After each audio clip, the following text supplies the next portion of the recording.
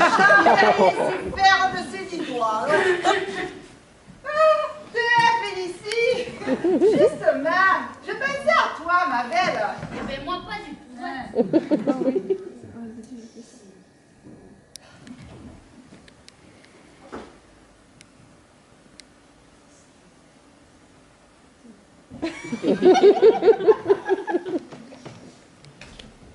Alors, à part ça, comment ça va?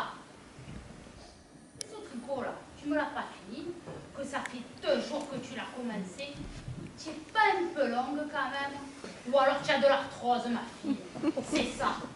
Qu'est-ce qu'il t'a dit le docteur Parfait? Ah, tu te restais pas longtemps à vivre, hein? C'est ça, hein? Alors dépêche-toi de me le finir, mon tricot, va. Eh, pas belle. Moi, je veux. Et elle va dans les ordres. Oh, et mon cercueil, c'est toi qui vas me le commander, mon cercueil, dit. Peut-être. Ah, au fait, rappelle-toi que je veux du chêne, hein, et pas de la sapinette comme quand la Louise, elle a enterré ton cousin. Oh mon Dieu, que tu as raison, G. Cette race-pile, la honte pour la famille, elle l'a payée en 15 fois.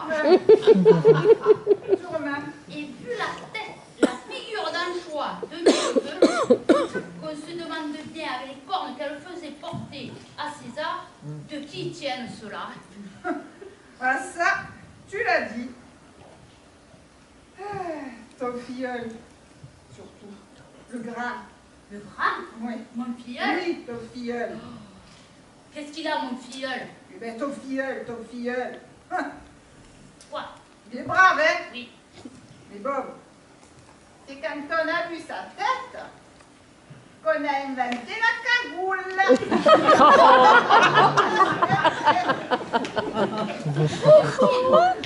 Faut pas te donner tort, hein? Mon filleul, il est vilain. C'est vrai. Mais tu sais, Augustine, on n'est pas responsable de la tête qu'on a. Ah, de la tête non, hein? Mais de la gueule qu'on tire. Si, parce que ton filleul, il est mou, hein?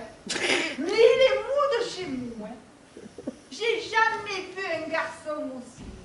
C'est un mouligasse de naissance. C'est quand il fait la sieste qu'il se fatigue le plus. Tout le portrait d'Augustin. Le facteur?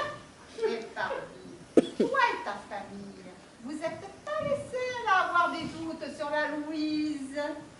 Dans le village, on est plusieurs à avoir remarqué que ton filleul, eh bien c'est le portrait craché d'Augustin. Augustine, arrête.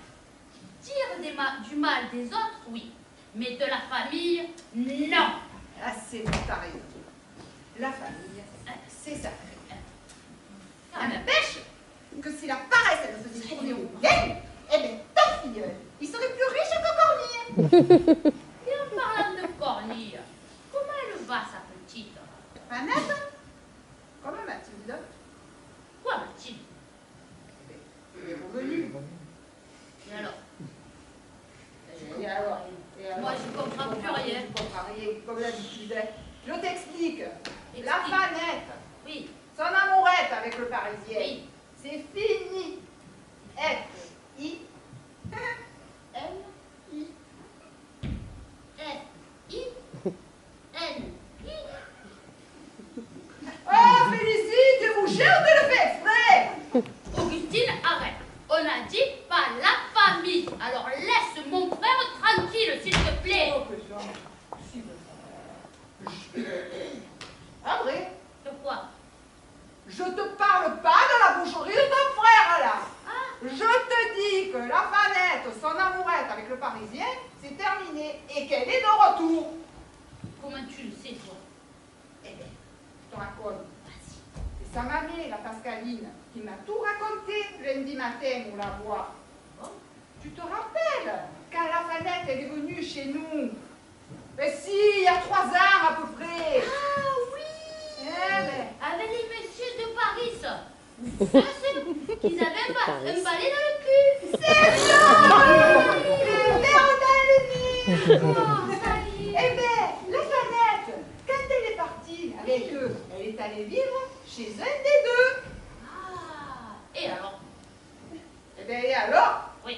Pascaline, elle vient de la récupérer, la fanette. Et dans un drôle d'état, hein.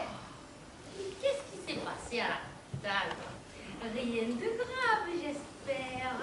Je te raconte. Vas-y. Parce que la mamie de Fanette, elle est toujours restée la Pascaline de quand on était aux écoles.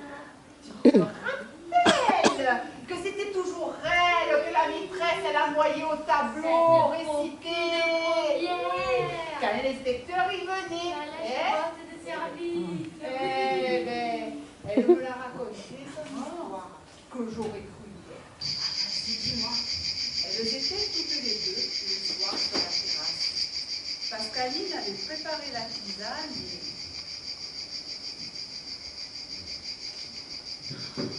Toi, ma ligne, que ça te fera du bien. C'est bon, hein? Tu la sens, notre Provence? Dans ce Paris, ne devait pas trop te réchauffer, le soleil. Le tilleul, c'est la Jeanne qui l'a ramassé. Elle est bien brave, la Jeanne.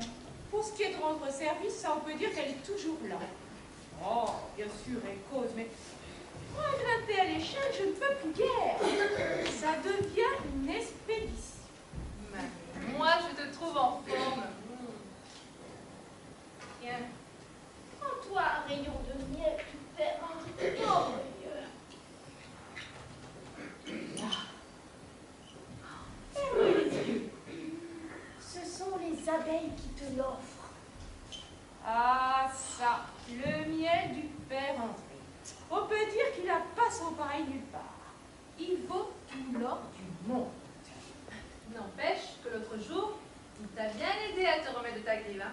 Tu m'as fait une brave peur au téléphone, mamie. Allez, va! Et tiens, écoute, mamie, tu peux lui faire confiance.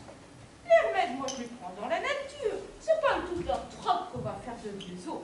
Si on les écoutait, les docteurs, ça aurait vite fait de nous envoyer dans le trou. Et puis, en allant doucement, eh ben moi, je fais mon train.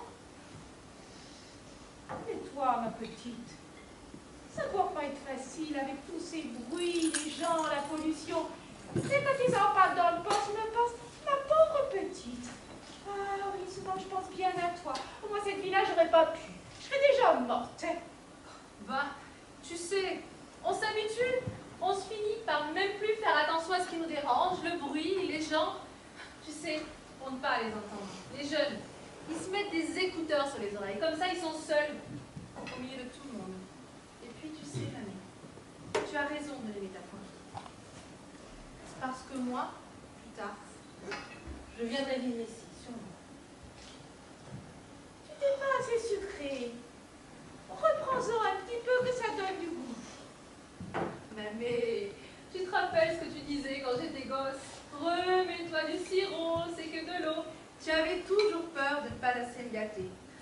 C'est que t'avais une petite mine quand t'arrivais pour tes vacances. Mais tu n'étais pas bien grosse non plus. C'est que je voulais lui redonner des forces, moi, Manine. Quand tu as grandi. Tu sais qui tu me rappelles?